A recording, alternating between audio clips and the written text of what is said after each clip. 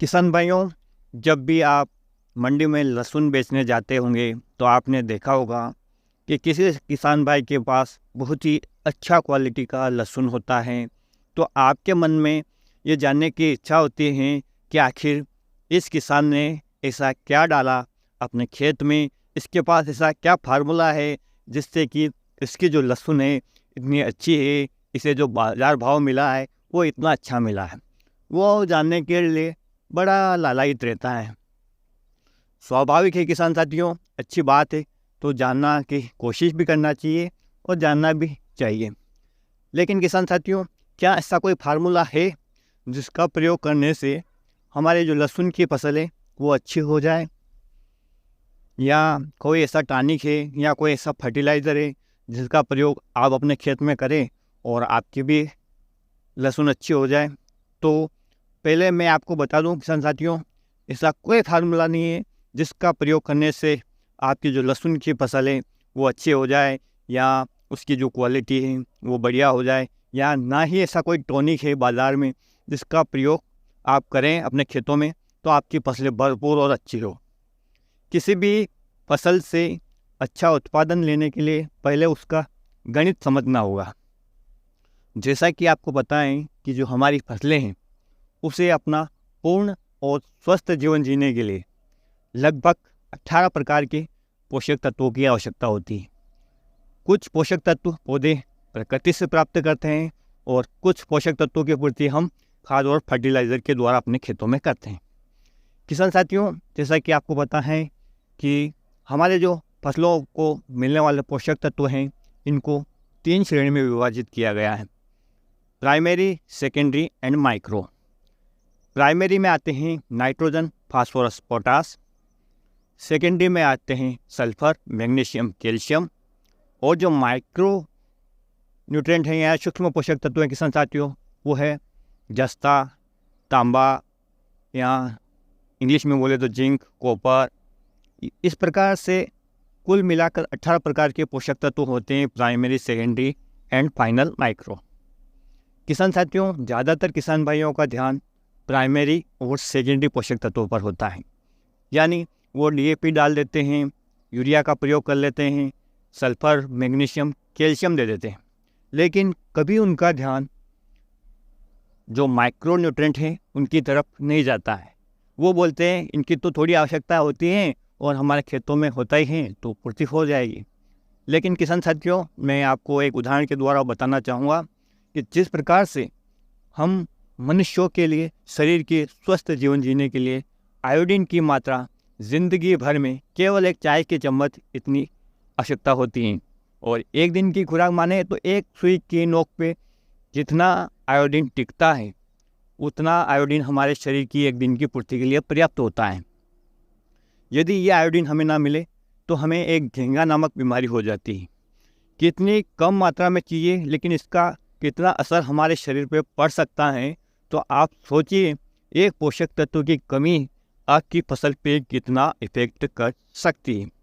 माना कि उनकी मात्रा कम है लेकिन चाहिए तो है, अनिवार्य तो है।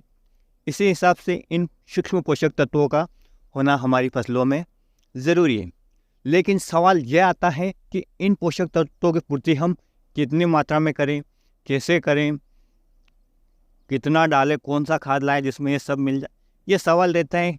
सभी प्रकार के पोषक तत्व आपको अलग अलग मिल जाएंगे, लेकिन किसान साथियों उनकी लागत काफ़ी आ सकती है।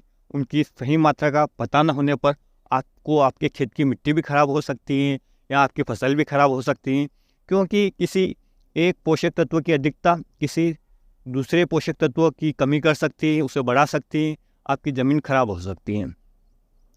एक उदाहरण और मैं आपको बताना चाहूँगा कि जिस प्रकार से हमारे शरीर में ब्लड प्रेशर का या शुगर का एक लेवल रहता है, ठीक इसी प्रकार से जो हमारे फर्टिलाइज़र या खाद या पोषक तत्व जो भी हैं उनका भी एक लेवल रहता है। मिट्टी में उसी लेवल के हिसाब से उनको मिलाना पड़ता है। यदि किसी एक पोषक तत्व की अधिकता हो गई तो दूसरे पोषक तत्वों की कमी कर सकती है या उसे बढ़ा सकती है, जिससे कि आपकी फसल को नुकसान हो सकता है। इसीलिए कृषि वैज्ञानिक हमेशा संतुलित खाद या बैलेंस फर्टिलाइज़र डालने को बोलते हैं।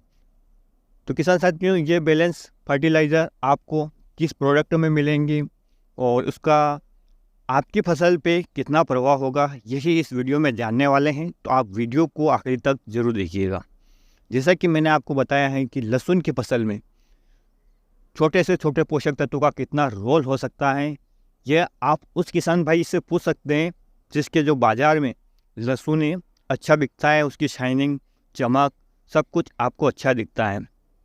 हो सकता है उसके खेत में उसने कोई अलग से फर्टिलाइज़र नहीं डाला हो, क्योंकि जो उसकी मिट्टी में उन पोषक तत्वों की पर्याप्त मात्रा है और उसने अभी अभी वहाँ पर लहसुन की खेती शुरू की हो।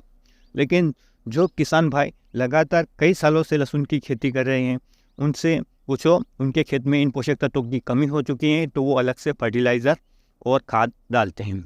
तो आज मैं आपको एक ऐसे ही फर्टिलाइज़र के बारे में बता रहा हूँ किसान साथियों, जिसमें सभी पोषक तत्व प्राइमरी, सेकेंडरी और माइक्रो तीनों बैलेंस के रूप में मौजूद है। बैलेंस एक दूसरे के हिसाब से सेट है किसान साथियों, ताकि उनकी कमी अधिकता का कोई भी साइड इफ़ेक्ट आपकी फसल पे ना पड़े। रही बात किसान साथियों इस फर्टिलाइज़र के डोज के बारे में, तो यह बहुत ही कम मात्रा में आपकी फसल लहसुन के लिए या प्याज के लिए चाहिए। इसकी मात्रा की मैं एकड़ के हिसाब से बात करूँ तो सिर्फ 2 किलो की मात्रा 1 एकड़ में एक बार के लिए, अधिकतम आप 2 या 3 बार इस्तेमाल कर सकते हैं। किसान साथियों जिस फर्टिलाइज़र की मैं बात कर रहा हूँ उसका नाम है एल्बर्ट सॉल्यूशन के नाम से, यह आपको ट्रेड नाम से मिल जाता है और ओमेक्स एल्बर्ट सॉल्यूशन के नाम से इसे जाना जाता है। किसान साथियों डोज का मैंने बता दिया, अब देने का तरीका मैं बताता हूँ। यह मुख्यतः वाटर सोल्यूबल फर्टिलाइज़र है, पूर्णतः पानी में घुल जाता है। इसे यदि आप फर्टिगेशन करते हैं तो बहुत ही अच्छा रिजल्ट मिलता है। फर्टिगेशन यानी इसे ड्रिप के माध्यम से चलाते हैं, लेकिन सभी किसान भाइयों के लहसुन प्याज में ड्रिप नहीं लगे हुए हैं, तो वो चाहे तो इसे पानी में घोलकर पानी के साथ ड्रेंचिंग के जरिए भी चला सकते हैं और चाहे तो वो किसी भी खाद में मिलाकर भी अपनी फसल में दे सकते हैं। बात आ रही है किस अवस्था में दे किसान साथियों, तो सामान्यतः आपकी लहसुन की फसल की 3 अवस्थाएं हैं। वेजिटेटिव स्टेज यानी जब वनस्पति वृद्धि होती है, दूसरा कंद बनने की अवस्था और तीसरा है कंद पकने की अवस्था। तो इसका प्रयोग किसान साथियों आप किसी भी अवस्था में कर सकते हैं, इससे नुकसान तो कोई नहीं है, लेकिन यदि आपको इसका अधिकतम फायदा लेना है तो आपको वेजिटेटिव स्टेज में पहली बार देना है और दूसरी बार इसका प्रयोग आप जब आपकी फसल लगभग 60 से 90 दिनों के बीच में चल रही हो, यानी जब उसमें कंद बनना शुरू हो चुका हो, उस समय देना है। इसको आपका 100% रिजल्ट मिलेगा। 48 घंटे में किसान साथियों आपको इसका रिजल्ट अपनी फसल में देखने को मिलना स्टार्ट हो जाएगा। किसान साथियों डोज के बारे में मैंने आपको बता दिया है और कब देना ये मैंने बता दिया। अब इसका जो मार्केट प्राइस है वो भी मैं बता दूं किसान साथियों, क्योंकि इसका लोकेशन के अनुसार थोड़ा प्राइस ऊपर नीचे हो सकता है, तो 450 से 500 रुपये प्रति किलो के हिसाब से ये आपको मिल जाएगा। अधिकतम आप 2 बार ही यूज़ कर लीजिए, 3 बार यूज़ करने की कोई आवश्यकता नहीं है।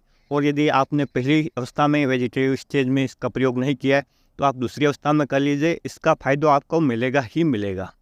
जब इसका प्रयोग आप करेंगे तो उसके बाद जो रिज़ल्ट आए किसान साथियों कमेंट के माध्यम से आप ज़रूर शेयर कीजिएगा। यदि किसी किसान भाई ने इसका प्रयोग किया है तो वो अभी भी कमेंट कर सकता है, ताकि अन्य किसान भाइयों को हेल्प मिल सके कि उसे कितना फ़ायदा हुआ है या नहीं हुआ। किसान साथियों मैं भी पिछले कई वर्षों से इसे यूज़ कर रहा हूँ, वो इसका अच्छा खासा रिज़ल्ट देखने को मिल रहा है। तो उम्मीद करता हूँ कि आज का वीडियो किसान भाइयों आपको पसंद आएगा। पसंद आए तो वीडियो को आप लाइक कीजिएगा, चैनल पे पहली बार आए तो चैनल को सब्सक्राइब कीजिएगा, अन्य किसान भाई के हित में इस वीडियो को शेयर ज़रूर कीजिएगा। किसी भी प्रकार की समस्या के लिए कमेंट ज़रूर कीजिएगा। किसान साथियों आपका सुझाव हमारे लिए अति महत्वपूर्ण है। तो फिर मिलते हैं एक नए वीडियो में एक नई जानकारी के साथ। तब तक के लिए ख्याल रखिए आप अपना, अपने परिवार का, अपने पशुधन का और अपनी फसलों का। वीडियो देखने के लिए आपका बहुत बहुत धन्यवाद। जय हिंद, जय जवान, जय किसान।